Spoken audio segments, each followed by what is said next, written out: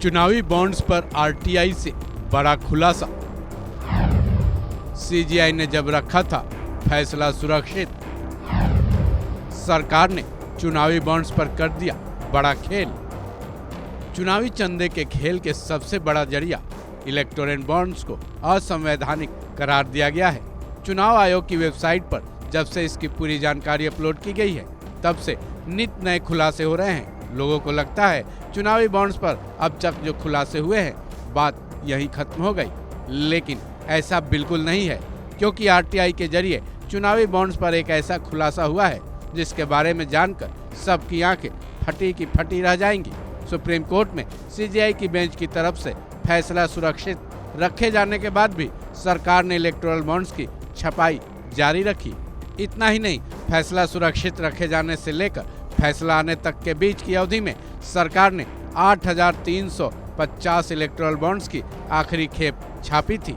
चलिए सिलसिलेवार तरीके से जानते हैं इलेक्टोरल बॉन्ड्स पर आरटीआई के जरिए क्या क्या खुलासे हुए हैं। गौरतलब है, नवंबर 2023 में सुप्रीम कोर्ट ने इलेक्टोरल बॉन्ड पर फैसला सुरक्षित रख लिया था।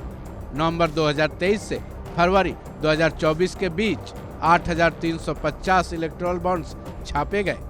सुप्रीम कोर्ट ने 15 फरवरी को इलेक्टोरल बॉन्ड्स की योजना रद्द कर दी। 21 फरवरी 2024 को आखिरी खेप की सप्लाई की गई। एसबीआई ने सरकार से कमीशन के करीब 12 करोड़ रुपए मांगे। केंद्र सरकार ने एसबीआई को 8.57 करोड़ भुगतान किए। चुनावी बॉन्ड्स नासिक की इंडिया सिक्योरिटी प्रेस में छपे। नासिक प्रेस ने सरकार को 1.93 करोड़ रुपए का बिल दिया।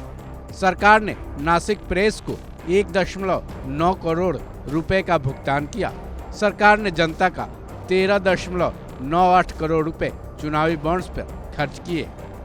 चुनावी बॉन्ड्स पर जानकारी मांगने वाले आरटीआई कार्यकर्ता लोकेश बत्रा हैं, जिन्होंने इसी आरटीआई के आधार पर कई और भी खुलासे किए हैं, जिसके मुताबिक 2018 में 1,000 और 10,000 रुपए के 6,04,250 बॉन्ड छापे गए थे। 2018 में 1 करोड़ रुपए के सबसे कम बॉन्ड छापे गए। 2019 में 1 लाख रुपए के 60,000 बॉन्ड छापे गए। 2022 में 1 करोड़ रुपए के 10,000 बॉन्ड्स छापे गए। 2022 में 1 करोड़ रुपए के अलावा कोई भी बॉन्ड्स नहीं छपे। 2020, 2021 और 2023 में एक भी बॉन्ड नहीं छपे।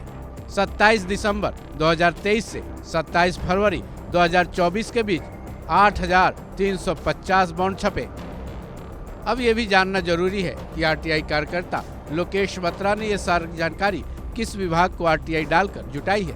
लोकेश बत्रा इस मामले में कई आरटीआई डाल चुके हैं। अब तक जो जानकारियां दी गई हैं, उन सभी आरटीआई के आधार पर ही दी गई हैं, जिसे बीबीसी ने अपनी रिपोर्ट में दिखाया है।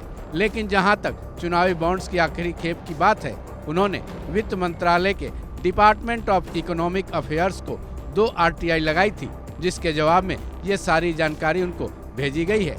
ऐसे में अब आप देख सकते हैं, सुप्रीम कोर्ट की तरफ से फैसला सुरक्षित रखने और फैसला सुनाने के दरमियान भी सरकार ने इस खेल को बंद नहीं किया। तो ऐसे में क्या ये नहीं कहा जा सकता कि सरकार को इस बात का अंदेशा हो चुका था कि इस मामले में फैसला अब उनके हक में नहीं आने वाला, इसलिए आनन फानन में उसने इस पूरे खेल को अंजाम दे दिया।